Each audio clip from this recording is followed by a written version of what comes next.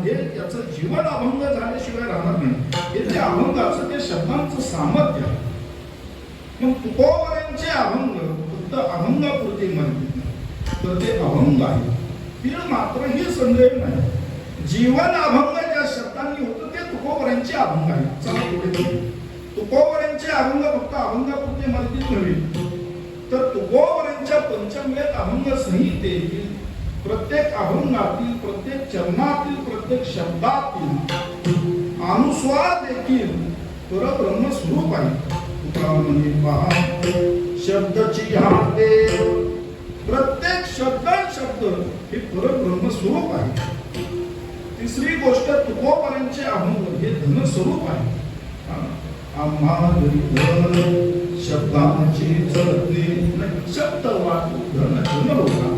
तुकोबरांकडे याचे वृत्तीने जो भाविक येईल त्या भाविकांना आजकालच्या महाराज मंडळींप्रमाणे तुकोबरे खडी साखर मनुके लाह्या चुरमुर देवकरी नसते. अहो जगद्गुरु आहेत ते. आपण त्यांच्या शब्दांवर आपली पोळी भाजून घेणारी मंडळी आहोत. आपण आपली पद देखील तीच आहे, चुरमुरे वाटण्याची. तुकोबरांकडे जो याची वृत्तीने येईल तुकोबरांनी त्यांना प्रसाद म्हणून अभंगच वाटेल. म्हणून आज आपल्याकडे फक्त 4092 आणि काही ठिकाणी 4500 आपण अभंग उपलब्ध आहेत. हे आपण आपलं भाग्य समजावं की तुकोबरांनी निदान तेवढे तरी आपल्या पदरात घातले. विठ्ठल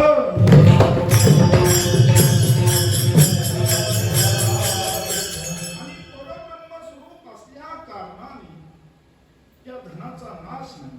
धनगरी अभंग जे सरे थोडं बाजूला होऊन सांगता. तुकोबरांचे अभंग किती धनस्वरूप. 2 जरी अभंग पाठ असले तरी साधारणतला साधारण मनुष्य देखील 4 चाकी वाहनाने प्रवास करतो. अभंग 2च पाठ, पण प्रवास 4 चाकी वाहनाने. एवढी धनसंपदा त्या 2 अभंगावर तो आयुष्यभर त्या ठिकाणी जीवनभर प्राप्त करतो. हे तुकोबरांच्या अभंगाचं सामर्थ्य आहे.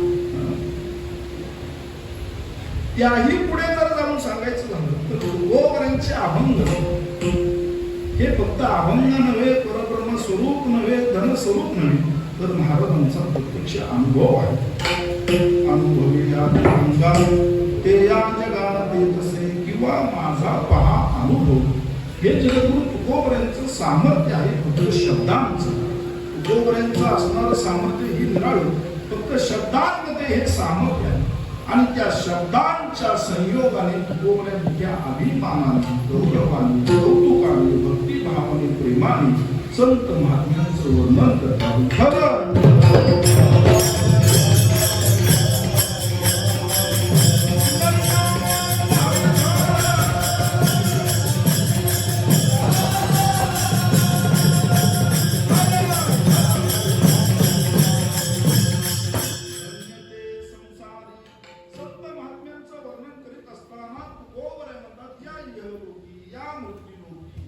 या नश्वर असणाऱ्या, दुःख रूप असणाऱ्या, संकट असणाऱ्या संसारामध्ये भक्त आणि फक्त संत महात्मे धन्य आहे. जिथं जगद्गुरु तुकोबरांनी अधोरेखित केलं तिथं प्रश्नच उत्पन्न होत नाही. कारण का जगद्गुरु तुकोबरांचा अधिकार सामान्य नव्हे. जया पूजिले आदरे पांडुरंगे, ज्यांची पूजा साक्षात भगवान परमात्मा करीत असतो त्यांचा अधिकार सामान्य कसा म्हणावा. धन्य तुकोबा समर्थ जेणे केला तुकोबरांच्या पुरुषार्थाचं काय वर्णन करावं महाराज. साधारण व्यक्तिमत्व नव्हे. अनुभवया तुकडा तुका आकाशा एवढा धन्य मानवी.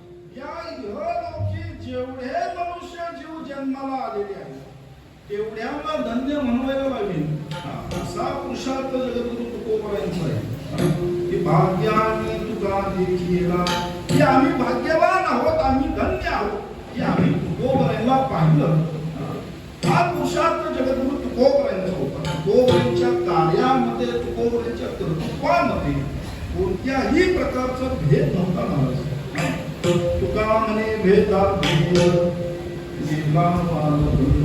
सूर्याची या परी तुका लोकी क्रीडा केली जसं सूर्योदय झाल्याबरोबर अवघ्या विश्वातील अंधकार त्या ठिकाणी नष्ट होतो माणसा होतो दूर होतो तद्वत जगद्गुरु तुकोबरायांचं कार्य आहे तुकोबरायांच्या सानिध्यामध्ये गेला आणि त्याचा उद्धार झाला नाही असा एकही नाही हे तुकोबरायांचं व्यक्तिमत्व होतं हा तुकोबरायांचा अधिकार होता म्हणून मोठ्या अभिमानाने त्या ठिकाणी गौरव करतात मोठ्या अभिमानाने मोठ्या प्रेमाने त्या ठिकाणी संत महात्म्यांचं त्या ठिकाणी गौरव करीत असताना म्हणतात या इहलोकी संत महात्मे धन्य आहे का धन्य आहे या नश्वर असणाऱ्या प्रपंचामध्ये संसारामध्ये कोणालाही त्या विकारांवर त्या विषयांवर आणि त्या प्रपंचावर मात करता आली नाही मुक्त झाले वेदी गर्भवासा आता ऋषी मुनींचा अधिकार सामर्थ्य नव्हे म्हणतात फक्त विश्वामित्रांनी 60,000 वर्ष तपश्चर्या केली एका मुनी बळीरे असे अधिकार संपन्न ऋषी मुनी या भारत खंडामध्ये होऊन गेले परंतु त्यांनाही हा संसार हा प्रपंच त्या ठिकाणी बाधू लागला परंतु संत महात्म्यांनी हा संसार महाराज एका क्षणामध्ये त्या ठिकाणी लाथाडून दिला लाथाडीला संसार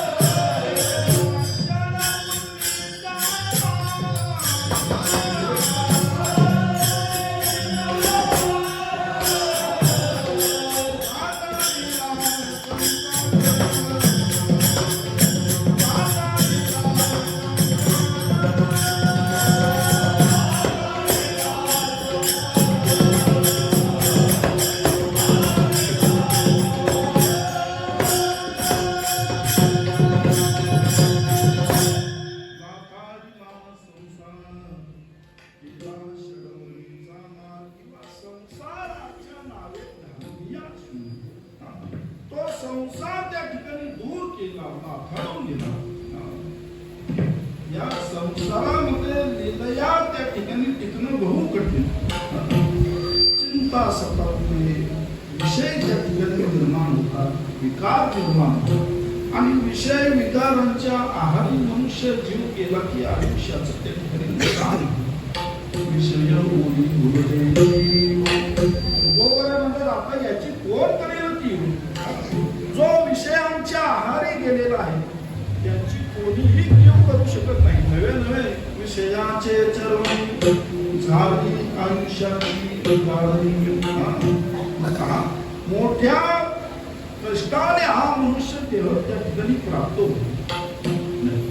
या प्रपंचामध्ये मनुष्य देहाची प्राप्ती सहज नव्हे. मग मनुष्य देहा असा 84 वर्ष योनीतून प्रवास करावा, तेव्हा कुठे या नरदेहाची प्राप्ती आहे. म्हणून नरदेह शतवर्षाची गणना या यातना तुम्ही आठवावं. एवढा कठीण मनुष्य देह आहे, परंतु संत महात्मे मनुष्य देहाने अवतरित झाले ते या प्रपंचावर त्या ठिकाणी मात करतात. म्हणून तुकोबरे म्हणतात धन्य संसारी, या संसारावर मात करण्याचं सामर्थ्य जन्म आणि मरण यालाही संसार म्हणून संबोधित आहे. जन्म आणि मृत्यूवर जो मात करतो, जो अधिकार त्या ठिकाणी प्रस्थापित करतो, त्या नाम संत आणि ते धन्य विठ्ठल.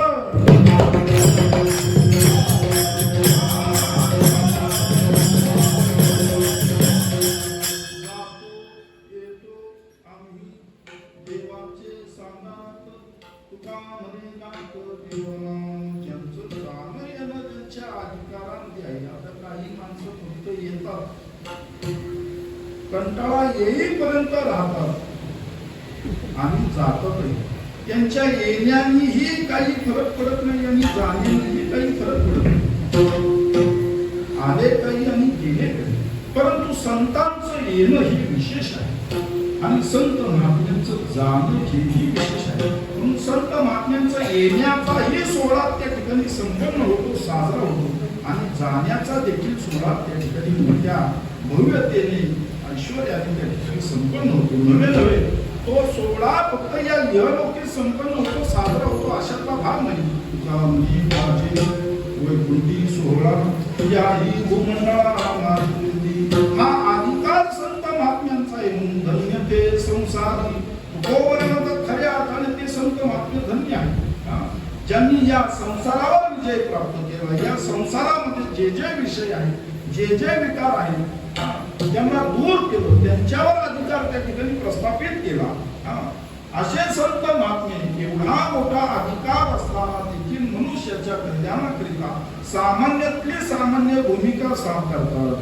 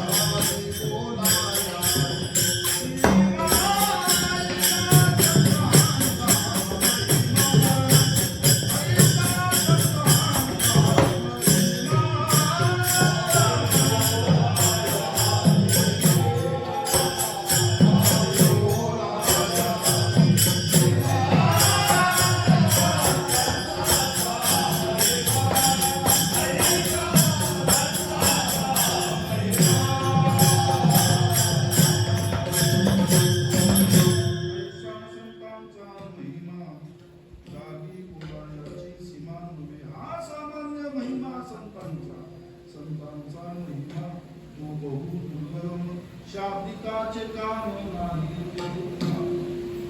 किती जरी शब्द पांडित्य असलं तरी संत महात्म्यांचं त्या ठिकाणी आपण वर्णन करू शकत नाही. असा दुर्लभ महिमा हा संत महात्म्यांचा आहे. तुकोबराय म्हणतात ते संत महात्मे धन्य का तर प्रपंचावर विजय मिळाला. नश्वर असणाऱ्या दुःखरूपी असणाऱ्या संसारामध्ये हृदया त्या ठिकाणी क्रीडा करू लागले म्हणून ते धन्य. ते धन्य का तर अवघ्या मानवतेच्या कल्याणाकरिता सदोदित विचार ज्या महापुरुषांनी केला, ज्या विभूतींनी केला, त्या विभूती म्हणजे संत महात्मे धन्य ते संसारी. एक लक्षात घ्या, परोपकार करणं सहज नव्हे, सोपं नव्हे. माणसांना 2 तास कीर्तनामध्ये बसणं कठीण होतं. परोपकाराची भाषा कुठे करावी? एखाद्या वेळेस आपण मोठेपणा पाहिजे एखाद्याला उधार घेऊ, परोपकार आपल्या हातून त्या ठिकाणी होणं हे शक्यच नाही. कारण त्यामध्ये निस्वार्थ भूमिका मन निर्मळ असावं. सर्वांग निर्मळ चित्त वैसे गंगाधर. कोणत्याही हेतू विना जो सहाय्य करतो त्याचं कल्याण करतो त्याला परोपकार म्हणावं.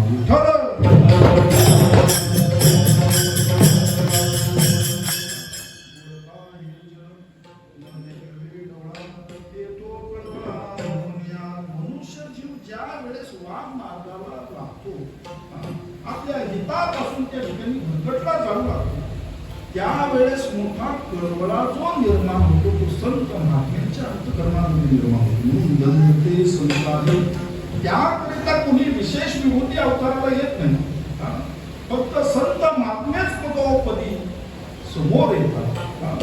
जगाच्या कल्याणात संतांच्या विभूती देह विस्मृती परोपकारे जशी एखादी मागणी आपल्या लहान्या लेकराचं संगोपन करते, पालन पोषण करतो, ती विचार करते का हो ज्या लेकराला मी जन्म दिलेला आहे उद्या ते लेकरू माझा आधार बनेल. आता लेकर आई वडिलांचा उद्धार करतात तो भाग मिळाला. विज्ञानाच्या आहारी मनुष्य जीव एवढा गेला की एका माऊलीने दोन्ही लेकरांना अगदी जीवाचा आकांत करीत असताना हाका मारल्या. दोन्ही लेकर 2 खोलीत मोबाईल घेऊन बसले, हेडफोन लावून बसले आणि हृदयविकाराचा तीव्र झटका आला की माऊली व्याकुळ होऊन हाका मारू लागली, तडफडून जीव ठेवला. परंतु मुलांना काही त्या ठिकाणी शोध राहिली नाही, भान राहिलं नाही. एवढी माणसं त्या ठिकाणी आहारी गेली. मग जी माऊली आपल्या लेकराचं पालन पोषण करते, 9 महिने 9 दिवस आपल्या पोटामध्ये सांभाळते, या विश्वाचं दर्शन जी माऊली करून देते ती त्याचं हित पाहत असताना एक क्षणही अंतःकरणामध्ये विचार करत नाही की ज्या लेकराला मी लहानाचं मोठं करीत आहे, अज्ञानापासून संज्ञान करीत आहे, ते लेकरू उद्या आपला आधार बनेल, आपली काळजी घेईल. या हेतू करिता ती त्याचा सांभाळ करीत नाही. तिच्या ठिकाणी परोपकारच असतो. निस्वार्थ भावना ही तिच्या अंतःकरणामध्ये दडलेली असते. ऐसी गवळ्याची जाती तुकोबराय म्हणतात तत्वच संत महात्मे आहे. आई वडिलांप्रमाणे बाप स्वतः झुरेल, स्वतः झिजेल, परंतु लेकरांचं कल्याणच पाहिजे. तत्वच संत महात्मे आहे. तुम्ही संत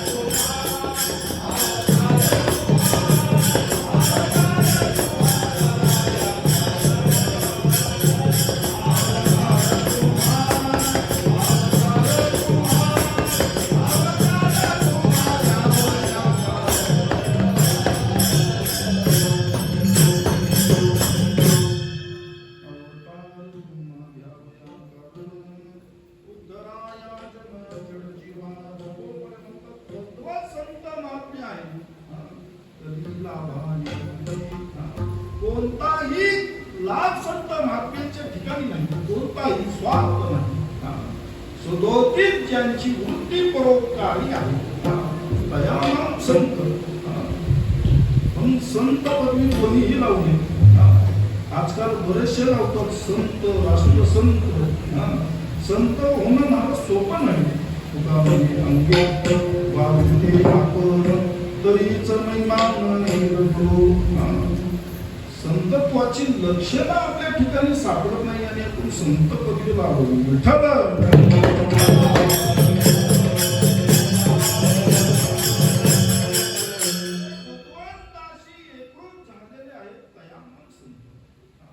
ज्यांच्या ठिकाणी विषय विकार नाही दयावान संत. ज्यांच्या ठिकाणी यत्किंचितही भेदाचा लोकेश नाही दयावान संत. एक लक्ष घ्या. भगवान परमात्म्याची अवतार प्रयोजना पाहून घ्या आणि संत महात्म्यांची अवतार प्रयोजना पाहून घ्या. भगवंतापेक्षाही ज्यांचं पार्थ जड आहे, ज्यांचा अधिकार श्रेष्ठ आहे, त्यांना संत म्हणावं. घेऊन या चक्र गदा पुढे हाची धंदा करीतो भक्ता राखे पायापाशी मात्र दुर्जनाचे संवादी. भगवान परमात्मा अवतार धारण करतात, अवताराला येतात, अगदी आयुर्दाने परिपूर्ण होऊन येतात, भक्ताचं संरक्षण करतात, सांभाळ करतात, धर्माचीही संस्थापना करतात. परंतु जे दुर्जन आहेत, खळ आहेत, दुष्ट आहेत, अविचारी आहेत, त्यांचा भगवान परमात्मा त्या ठिकाणी नाश करतात. दुर्जनासी संवादी. संत महात्म्यांचं असं नाही. या सर्व प्रकारच्या क्रिया प्रयोजन संत महात्मे पाडतातच. परंतु जे दुर्जन आहेत, दुराचारी आहेत, खळ आहेत, दुष्ट आहेत, अविचारी आहेत, नास्तिक आहेत, अशांचा देखील संत महात्मे त्या ठिकाणी उद्धार करतात. विष्णुदासी संगे आपुया होता दुराचारी विषय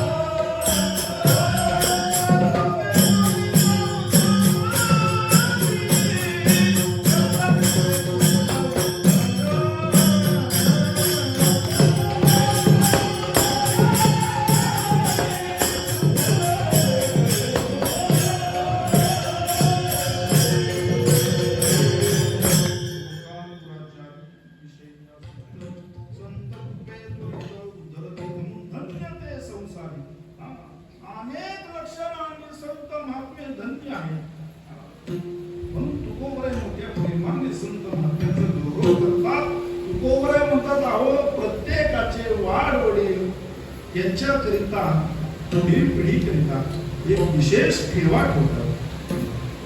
आयुष्यभर ज्या धनाचा संचय केला, जी इस्टेट त्या ठिकाणी आपण जमा केली, ती कोणाला देतो का? सत्याला वर्गणी द्या म्हणजे 50 रुपये 51 रुपये 101 रुपये लय झाले. ज्यांनी 151 दिलं त्याचं कोर्टावर नाव लागते. परंतु जेवढी त्या ठिकाणी संपत्ती जमा होती ही आपण पुढील पिढीच्या ठिकाणी हस्तांतरित करतो, त्यांना देऊ. कोणी इतरांना देत नाही. जीव गेला तरी चालेल परंतु इतरांना देत नाही. अशी क्वचित मंडळी आहेत की जे मंदिराला भूमी दान करतील. एखादा प्रभू श्री रामचंद्रांच्या किरीट अर्पण करेल. ही उदारतेची लक्षण आहे. सर्वांना जमता अशातला भाग नाही. म्हणून एक लक्षात घ्या, जीवनामध्ये जर एखादी पुण्यातिक कर्म जर आपल्या हातून घडत असेल तर आपण भाग्यवान आहोत ही त्याची प्रचिती आहे. म्हणून एक लक्षात घ्या, दानावी कर्म नक्की करावी, जरूर करावी. दुखे द्यासी द्यावे, त्याच्या पुढे तुकोबरांचे शब्द खूप सुंदर आहे. द्रव्य पात्र विचारून जो भुकेला आहे त्याची भूक त्या ठिकाणी शांत करावी. अगदी एखादा भुकेला असेल घरात आणून पाठावर बसून त्याला जीव घालतो, परंतु द्रव्य देत असताना पात्रतेचा विचार करावा. द्रव्य पात्र विचारून जर आपण आता सांगितलं महाराजांनी दान करा म्हणजे आपण पुण्यवान आहोत ही लक्षणं त्या ठिकाणी आपल्या ठिकाणी पाहिलं मिळते. आणि जर तुम्ही चुकीच्या अपात्र मनुष्याला जर त्या ठिकाणी दान केलं आणि त्याने जर ती संपत्ती वान मार्गाला लावली तर त्याच्याबरोबर आपल्यालाही त्याशिवाय गत्यंतर नाही. म्हणून योग्य त्या व्यक्तीच्या हातीच दान सुखरूप करावं. त्यामध्ये पुण्य आहे, त्यामध्ये भाग्याचा उदय आहे.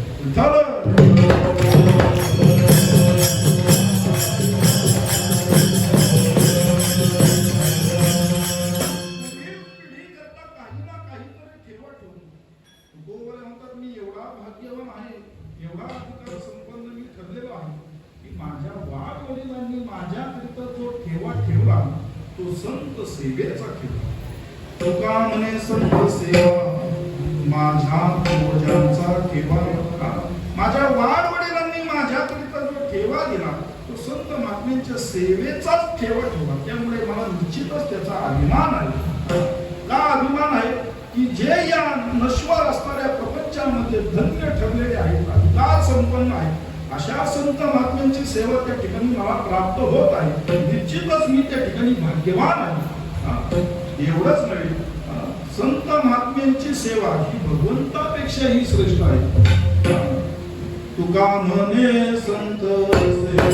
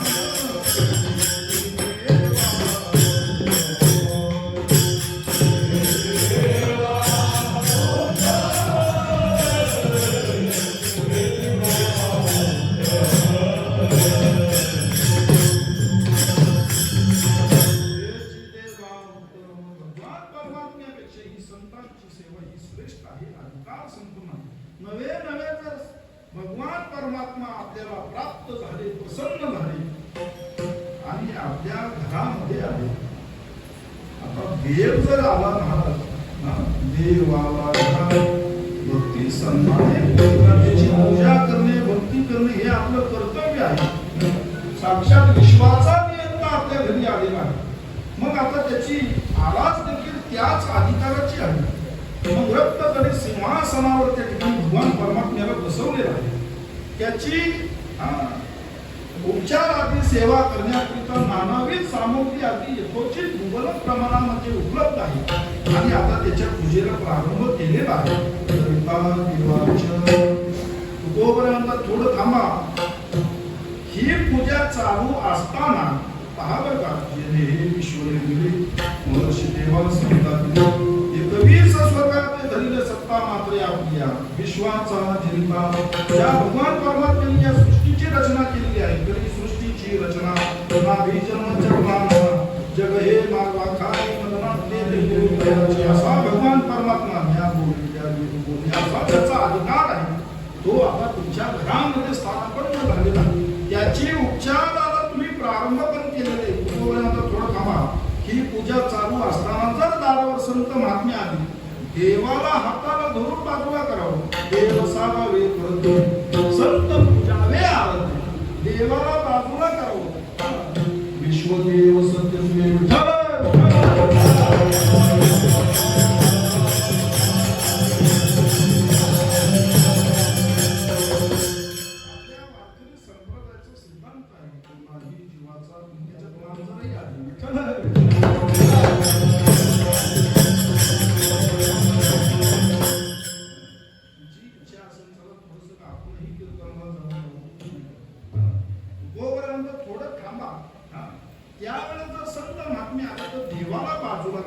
संतांना सामोरं जावं आणि संत महात्म्यांची मोठ्या भक्ती भावाने आरती करून संतांना आत घेऊन यावं. हा अधिकार संत महात्म्यांचा आहे. म्हणून तुकोबरे म्हणतात सर्वांगीण ज्यांचा अधिकार श्रेष्ठ ते संत महात्मे माझ्या दृष्टीने धन्यच आहे. धन्य ते संसारी निर्विवाद. यामध्ये कुठल्याही प्रकारचा वाद नाही, संदेह नाही. निशंक संत महात्मे हे धन्य आहे.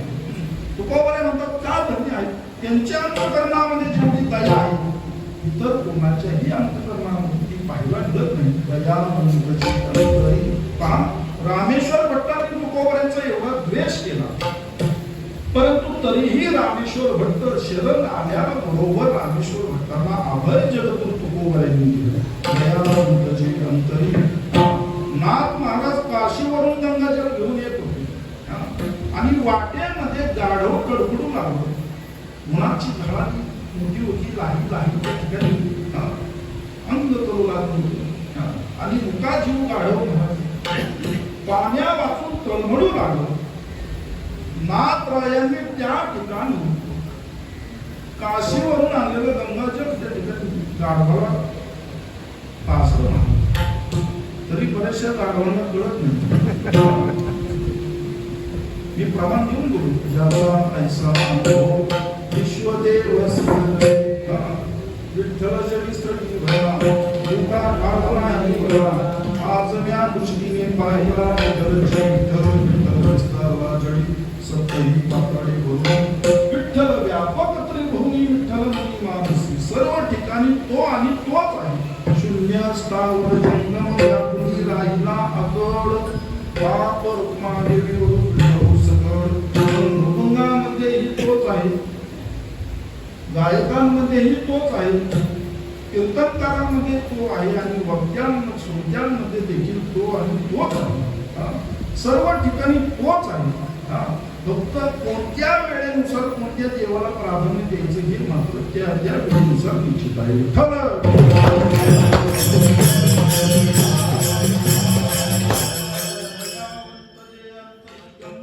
त्या ठिकाणी गाढवाच्या मुखात घातलं.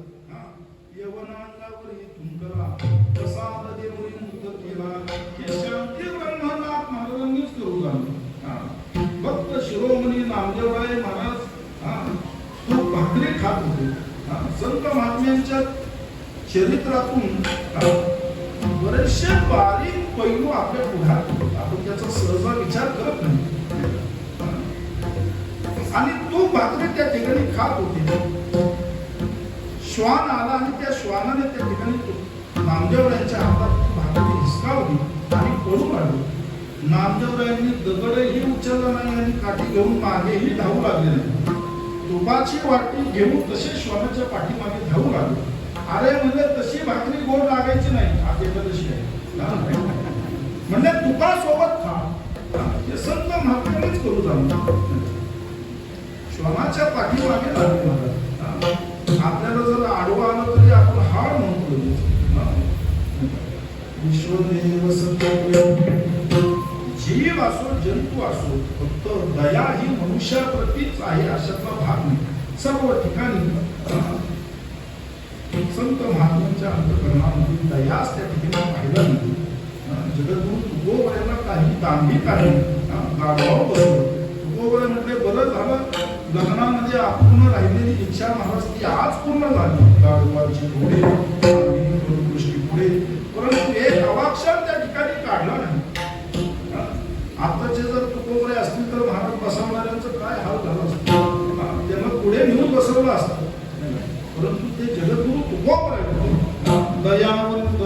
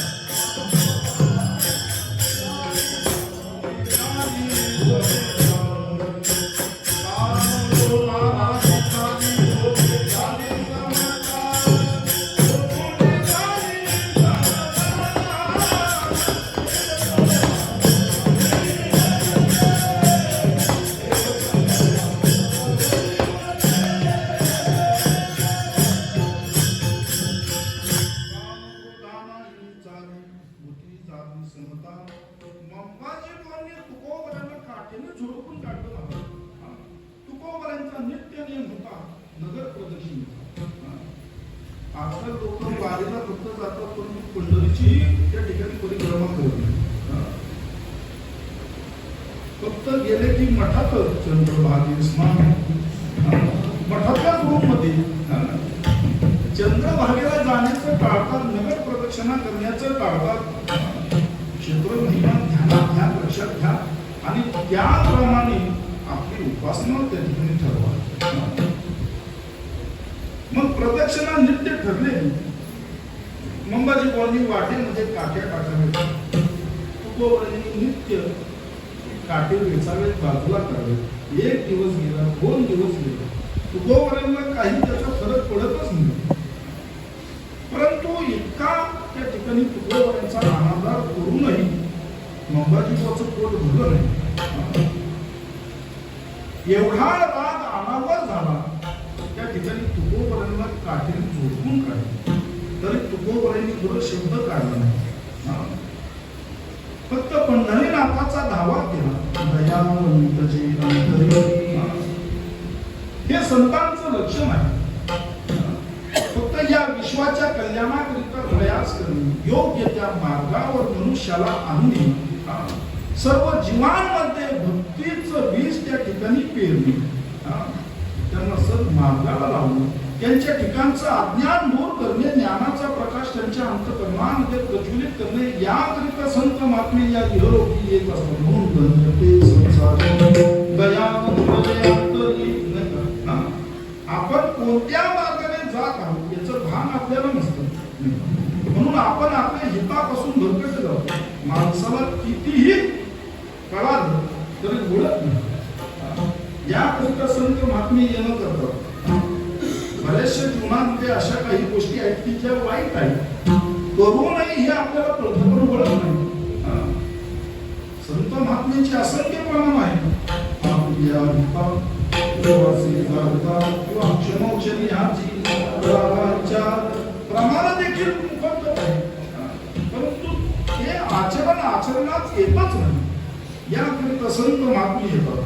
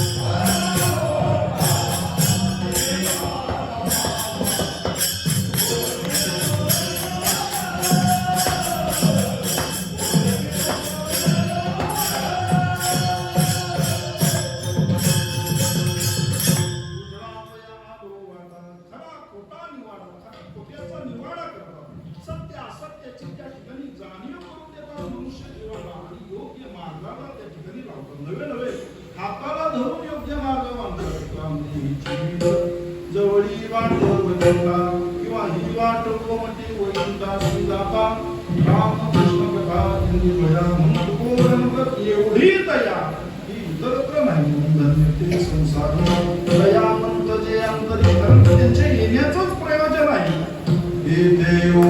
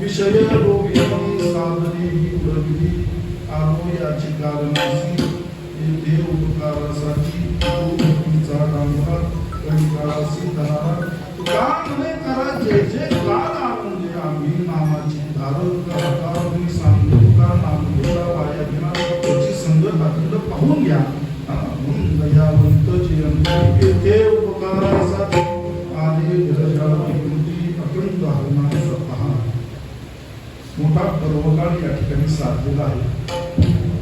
त्रिदिनात्मक उत्सव आहे, परंतु ज्या तिथींची निवड केलेली आहे ती तिथी मात्र विशेष आहे.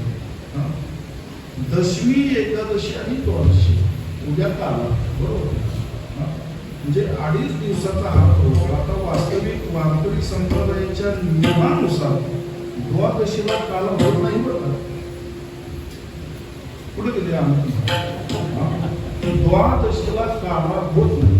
जोपर्यंत द्वादशीची खिलाफत होत नाही तोपर्यंत काला करण्याचा आपल्याला अधिकार नाही. आता बरेचशी मंडळी द्वादशीला काला करतात, परंतु ते चुकीचं आहे. असो, 2.5 दिवसाचा हा या ठिकाणी उत्सव आहे, परंतु तिथी मात्र खूप प्रासादिक त्या ठिकाणी निवडलेले आहे. अर्थात जिथं ज्ञानोबरांचे, तुकोबरांचे आदी सकल संत महात्म्यांचे आशीर्वाद आहेत, पंढरीनाथांचे आशीर्वाद आहेत, ती तिथी आपल्याला शोभच आहे. ज्या वेळेस आपण जाऊ ती तिथी आपल्याकरिता असो का असो, कारण त्याच्यानंतर आपल्याला तुकोबरांचं भजन करता येणार नाही, पंढरीनाथाचं नामचिंतन करता येणार नाही. म्हणून प्रत्येक क्षण आपल्या भाविकांकरिता अत्यंत मोलाचा आहे, अत्यंत महत्वाचा आहे. एकही क्षण आपला भगवान परमात्म्याच्या नामाव्यतिरिक्त जाऊ नये. सगळे अगदी बहुसंख्येने सेवेकरिता उपस्थित आहेत. आल्यानंतर ज्या पद्धतीने, ज्या रीतीने स्वागत झालं, मन अगदी भरून गेलं, भारावून गेलं. परंतु एक सांगतो, ते केलेलं आणि झालेले स्वागत हे माझं नसून जगद्गुरु तुकोबरांचं स्वागत. कालची आजची तिथी ही सामान्य नव्हे. कालची तिथी म्हणजे फाल्गुन शुद्ध दशमी. आता प्रत्येक महिन्यामध्ये शुद्ध दशमी ही येते आणि वद्य दशमी येते, परंतु कालच्या तिथीला मला विशेष प्राधान्य आहे. जगद्गुरु तुकोबरांनी आपल्या अवघ्या जीवनामध्ये भगवान परमात्म्याची जी आराधना केली, जी सेवा केली, जी उपासना केली, देह जाणून पांडुरंगी भाव किंवा तुका म्हणे देवा ती करुणी ठेवू सेवा विषयी विसर विशेष अंगी ब्रह्म साधना दीन रजनी हाची गंगा गोविंदाचे प्रवाह पांडुरंग ध्यानी पांडुरंग जागृती स्वप्नी पांडुरंग. एक क्षणही अवघ्या जीवनामध्ये तुकोबरांनी पंढरीनाथाचा विसर करून दिला नाही. अवघं जीवन पंढरीनाथाच्या चरणी तुकोबरांनी समर्पित केलं. विठ्ठलाला ज्यांनी आपलं जीवन मानलं ते तुकोबर आहे. विठ्ठल आमचे जीवन. संत महात्म्याचं हेच वैशिष्ट्य आहे. संत महात्मे विठ्ठलाला आपलं जीवन मानतात आणि आपण त्यांच्यावर आपलं जीवन चालवतो. तर तेवढंच आहे. त्यांना जीवन मानणं निराळं आणि त्यांच्यावर जीवन चालवणं निराळं. संत महात्मे सर्वस्व त्यांनाच मानतात. किंवा रंगलाया विठ्ठल सर्वांना, ज्यांच्या रोमांमध्ये सर्वांगामध्ये तो परमात्मा भरून बोललेला आहे असं व्यक्तिमत्व जगद्गुरु तुकोबरांचं. आणि अवघ्या जीवनामध्ये जी सेवा तुकोबरांनी केली त्या सेवेचं फळ तुकोबरांना प्राप्त झालं. कालची दशमी म्हणजे फाल्गुन शुद्ध दशमी. जगद्गुरु तुकोबरांना वैकुंठाला घेऊन जाण्याकरिता महाराज विश्वाचा नियंता तुकोबरांच्या घरी आला.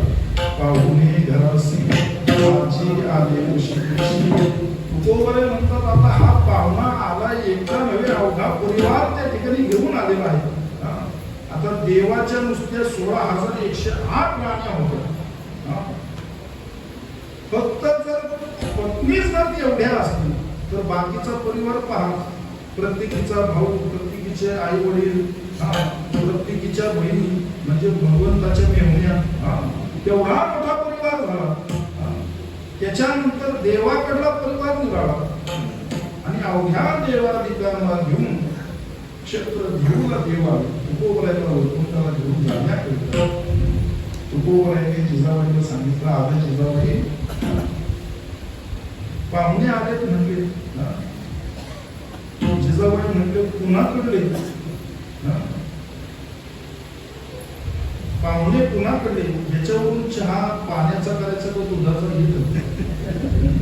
यांच्याकडले पाहुणे असले की डायरेक्ट पुरणपोळीच्या स्वयंपाकालाच प्रारंभ होतो. इकडे पाहुणे आले की फक्त चहावर ते ठिकाणी बसतात. आता म्हटलं आपलेच आहेत, आपले असू द्या म्हणजे येणारे पाहुणे आपलेच असतात आणि आपले आहेत म्हणून येत असतात, पण कोणाकडे म्हणजे आपल्याच कडे देव आले म्हणजे. बऱ्याचशा मंडळींनी जिजाबाईचं चरित्र थोडस खास्ट पुढं आणून ठेवलं आहे, परंतु जिजाबाई आमची कधी खास्ट नव्हती. आज ज्ञान विश्वाला जगद्गुरु तुकोबरायांच्या अभंगाची सेवा प्राप्त होत आहे. या मागे जर प्रचंड साधना असेल, त्याग असेल, तर तो माझ्या जिजाबाईचा. बऱ्याचशा मंडळींनी चरित्राच्या माध्यमाने जिजाबाईचे वेगळं स्वरूप आपल्या पुढ्यात आणले. पहा, तुकोबरायांची अवस्था अशी होती, असो ऐसा तोटे आठवची नाही. तुकोबराय रावळातून बाहेर पडले की भंडाऱ्यावर जात, का भामचंद्रावर जात, का गुरवडीवर जात, कुठे जात हे तुकोबरायांना जात त्या ठिकाणी कळत नसे.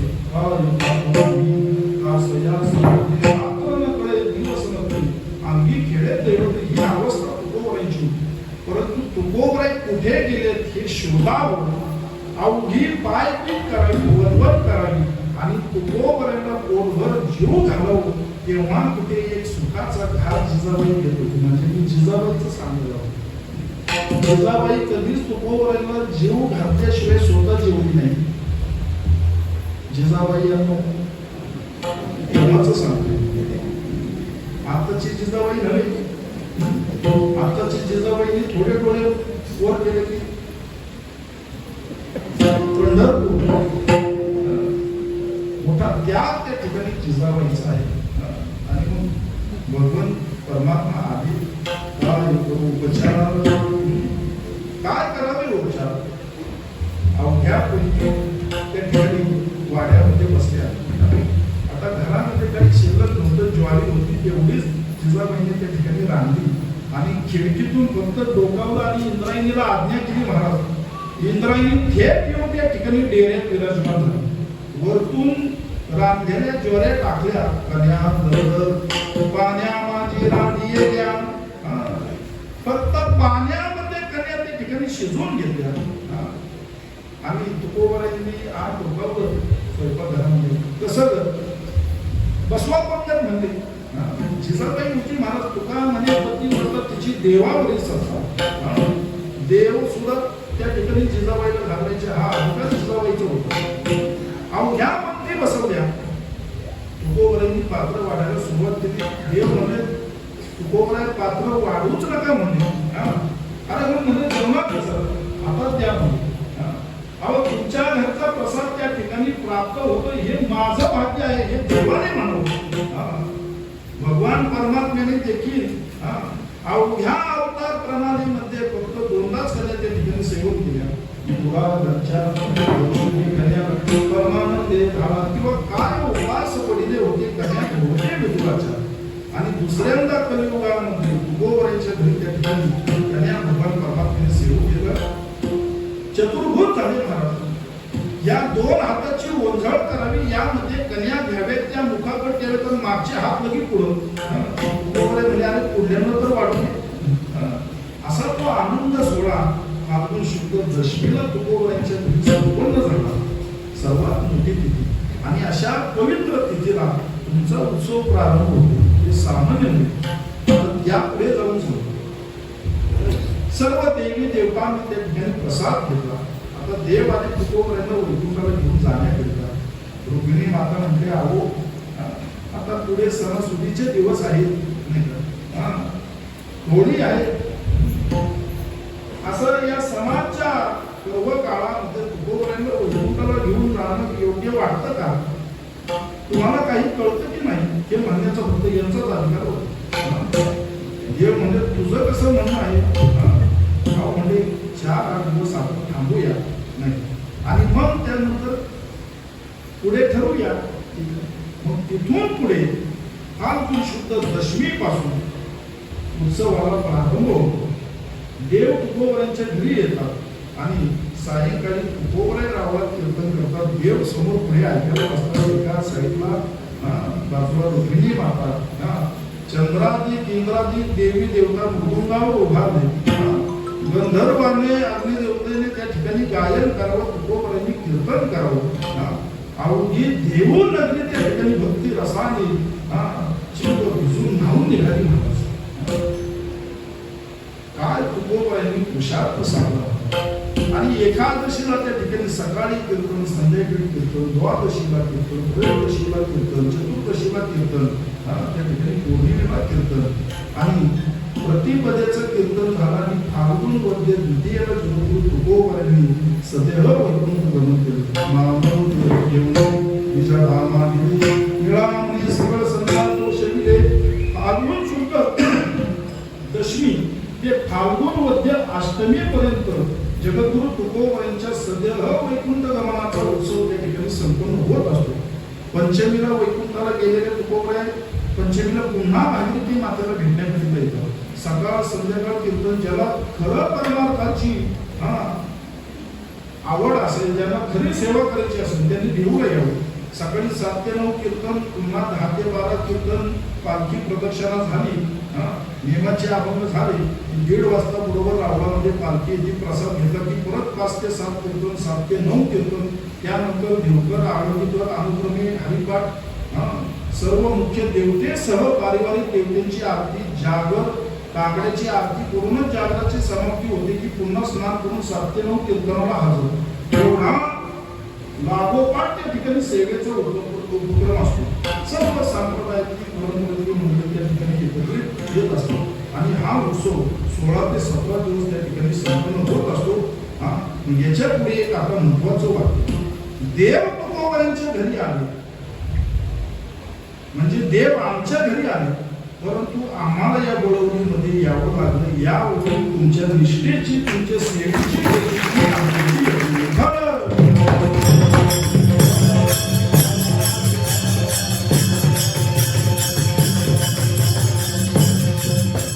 काहीतरी मोठी एक पुण्याई असेल. ज्यावेळेस मला अमितजींचा फोन आला, म्हणजे हे मात्रेंनी आपलं मात्र केलं नव्हतं. या पर्व काळामध्ये देऊ सोडून कसं बाहेर पडावं म्हटलं नाही. म्हटले महाराज 2.5 दिवसाचा उत्सव आहे नाही का, आणि आमच्या परिसरातली पंचक्रोशीतील मंडळी खूप भाविक आहे, तुम्ही येऊन पहा म्हणजे त्याची प्रचिती आणि त्याची अनुभूती आहे. सांगतो का, मी कीर्तनाला उभा होतो, परंतु मला असं एक क्षणही वाटलं नाही की मी देऊच्या बाहेर कीर्तनाला उभा. माझ्या अंगावर देखील बोलताना शहारे उमटलेले. असं वाटतं की मी पंढरीनाथाच्या आमच्या तुकोबरायांच्या रावळामध्येच पुढे कीर्तन होते. एवढा तो काळकऱ्यांचा नाद, भूतवादकांचा नाद, सगळे श्रोते मंडळी त्या ठिकाणी शांत चित्ताने कीर्तन श्रवण करीत आहे. एक क्षणही वाटलं नाही का पंढरीनाथाच्या सानिध्यात तुकोबरायांच्या पुढ्यातच सेवेला उभारतो हीच अनुभूती येत आहे नाही का. आणि ती अनुभूती येणं म्हणजे आपण आल्याचं सार्थक ठरलं. मला असं वाटतं तुकोबराय जेव्हा व्यापाराकरिता ह्या भागात आले असतो आणि काहीतरी देणं घेणं राहिलं असेल, त्याची पूर्तता करण्याकरिता पुन्हा आपण या ठिकाणी एकत्रित आलो असं म्हणायला हरकत नाही.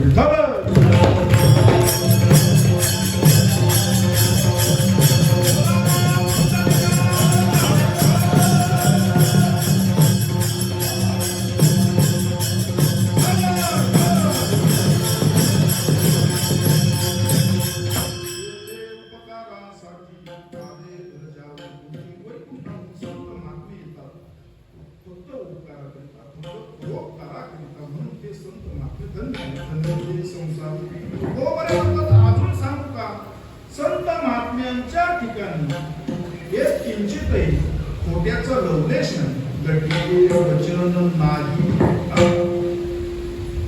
एक किंचितही त्या ठिकाणी लटका भाव नाही, गतिके वचन नाही. गतिके म्हणजे खोटं. खोटा शब्द प्रयोग हा संत महात्म्यांच्या ठिकाणी नाही.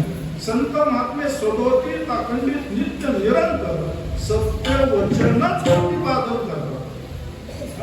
खोटं बोलत नाही. आता त्यांचे अभंग पाठांतर करणारे, त्यांच्या अभंगावर कीर्तन करणारे खोटं बोलत नाही. संध्याकाळी तारीख खाली नाही, मग आपण पुन्हा विचार करू.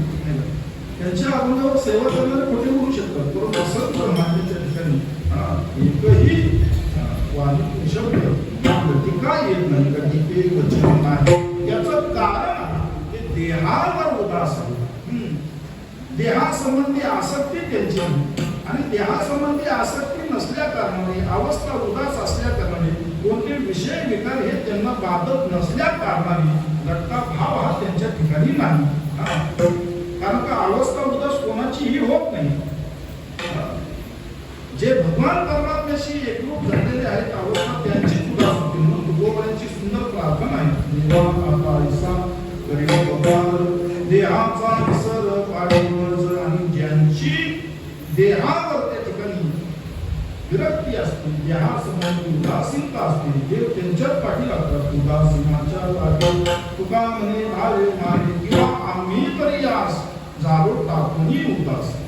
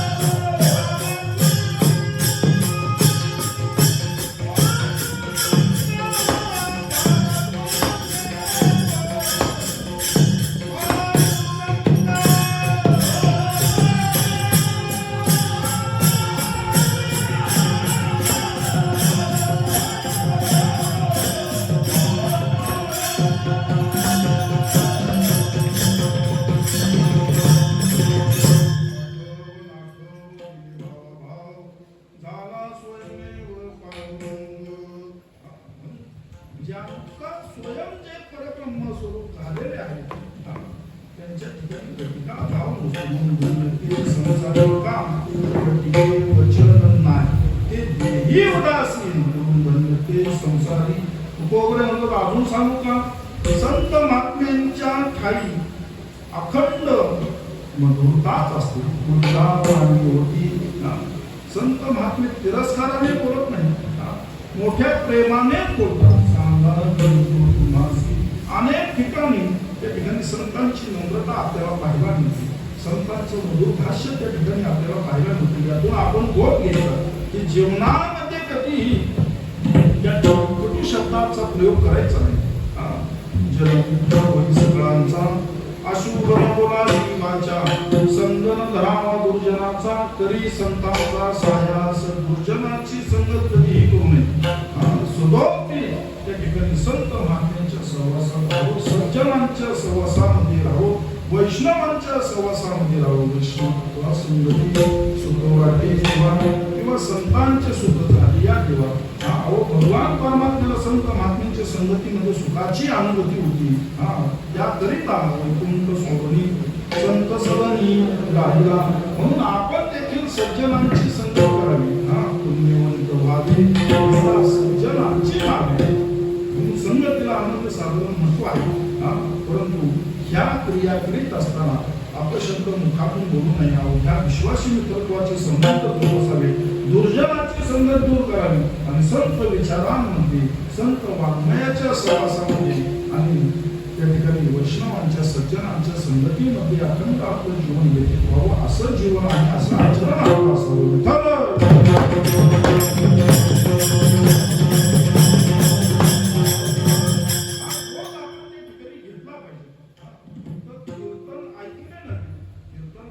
धरणात उतरलं पाहिजे.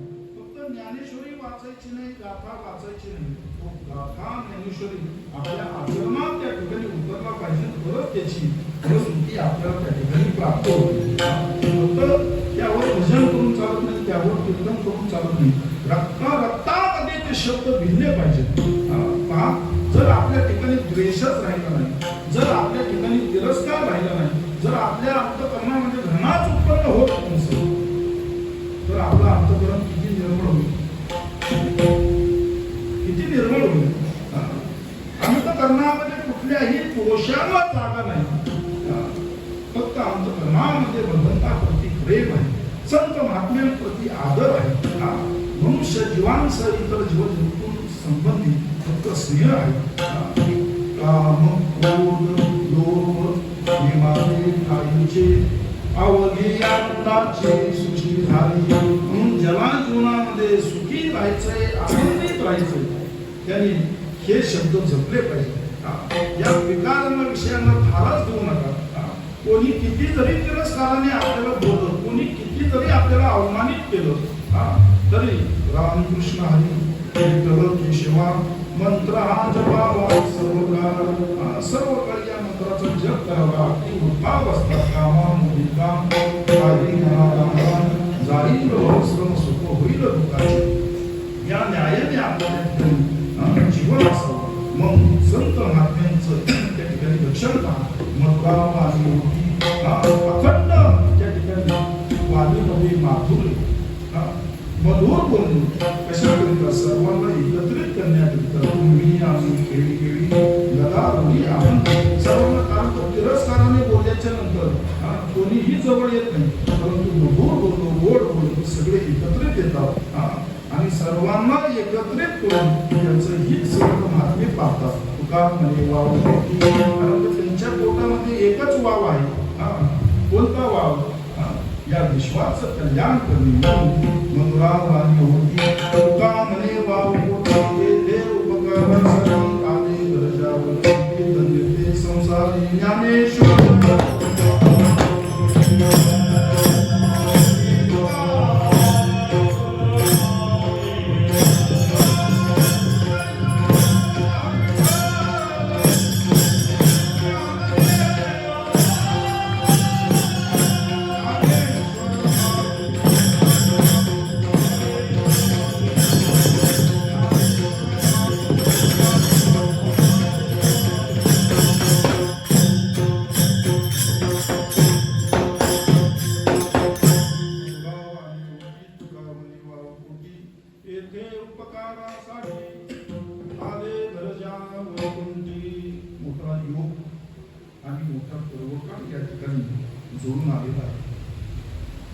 आमच्या परंपरागत सेवा या ठिकाणी सोडून या ठिकाणी सेवेला आलेलो आहे आणि अनुभूती मात्र मी मागाशी सांगून गेलो तीच आहे.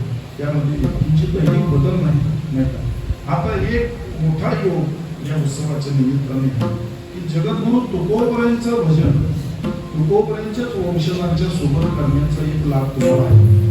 मग भजन करण्याचा एक नियम आहे, सर्वांनी आपापले हात वरती करायचे. हा पहिला नियम. दुसरा नियम असा की जोपर्यंत भजन चालू आहे तोपर्यंत हाताने टाळी वाजवून मुखाने तुकोबरायांचा नामघोष करायचा. हा दुसरा नियम. जर हात अवघडले तर हात खाली घ्या, परंतु खाली घेतल्यानंतर देखील टाळी वाजून भजनच करायचं. आता कोणाचा हात अवघडला नाही, बळच हात खाली घेतला, खाली हात अवघड, एकादशी आहे कधी नाही, पण एकादशीला आपलं धड ठरतो. जर हात अवघडला तर खाली घ्या, परंतु खाली घेतल्यानंतर देखील टाळी वाजून भजन करायचे. जगद्गुरु तुकोबरायांच्या नामाचा खूप मोठा प्रताप आहे, खूप मोठं सामर्थ्य आहे. तुका नाम नाम घेता काळे. तुकोबरायांचा धावा केला महाराज की तुकोबराय दर्शन देण्याकरिता, भेट देण्याकरिता येतात. मी मागाशी सांगून गेलो. तुकोबरायांनी सदैव वैकुंठ गमन केला आणि भागीरथी मातेला ठाऊक नव्हतं. आणि जेव्हा भागीरथी मातेला निरोप मिळाला की तुकोबराय वैकुंठाला गेले, भागीरथीने धावा केला, बाबा तुम्ही पुण्याला जावा, भागीरथी काही धावा. आणि तुकोबराय दर्शन देत नाही, भेट देत नाही, म्हणून आता जगण्यात काही स्वारस्य नाही. म्हणून इंद्रायणीच्या डोहामध्ये भागीरथी मातेने उडी मारली. उडी डोहात टाकली मत्स्येवरी ती झेलली.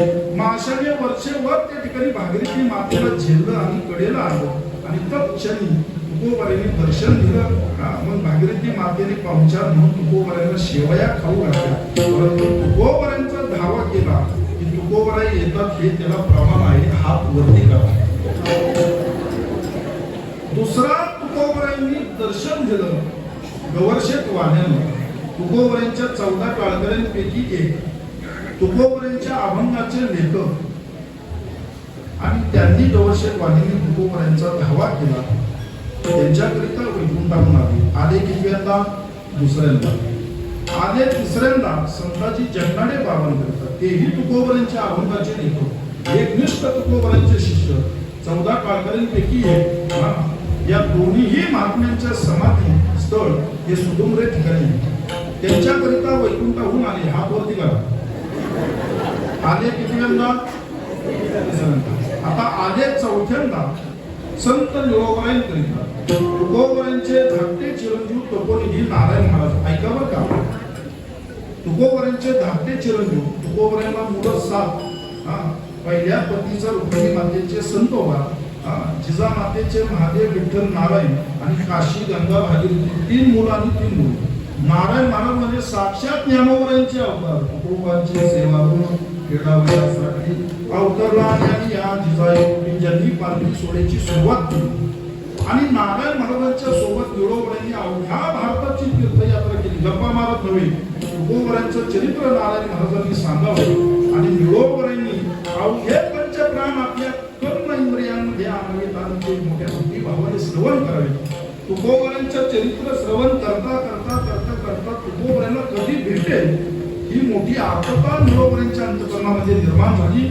आणि निळोबाराय देऊला आल्याबरोबर नानमुखी वृक्षाच्या छायेमध्ये अन्न पाण्याचा त्याग करून 42 दिवस तुकोबारायांचा धावा केला. तुकाराम तुकाराम तुकाराम. 42व्या दिवशी प्रत्यक्ष तुकोबारायांनी दर्शन दिलं.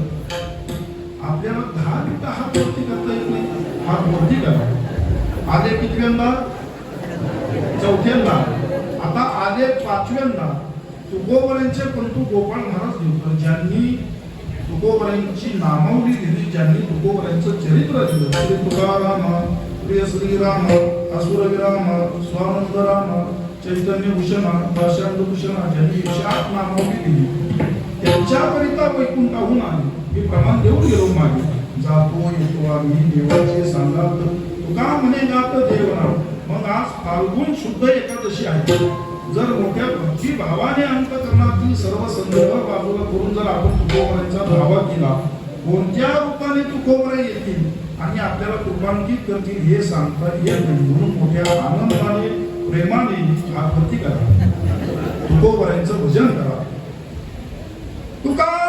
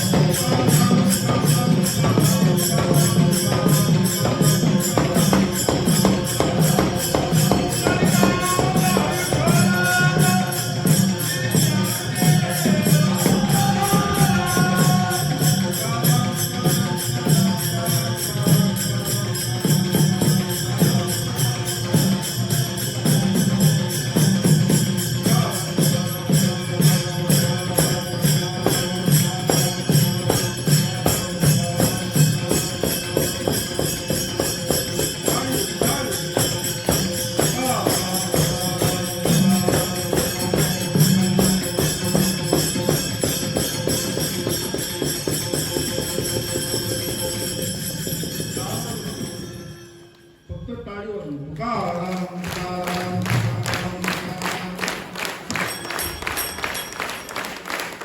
तुकाराम तुकाराम तुकाराम तुकाराम तुकाराम फक्त टाळीने म्हणायचं तुकाराम तुकाराम तुकाराम तुकाराम तुकाराम तुकाराम